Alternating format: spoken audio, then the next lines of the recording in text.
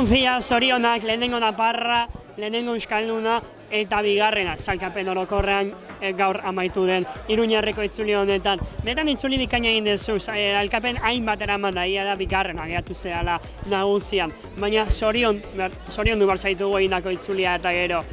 Gogorra, baina polita etxean hainbesteko maila eman da, ez?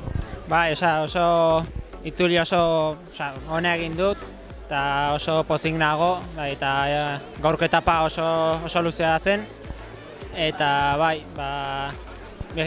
zegoen bat segundo batera, liderra, eta bai, Orkoien fanda irazti duena, eta bai, segundo batengatik galdu dut itzulia.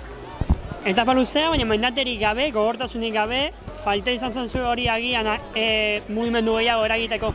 Bai, mendate gehiago igual hobekiago izango zen.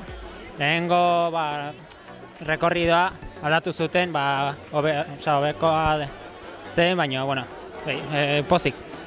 Erakutsi ezu, azantza falta izan arren eta zenbait falta izan arren euskaldunen artean onena zehala.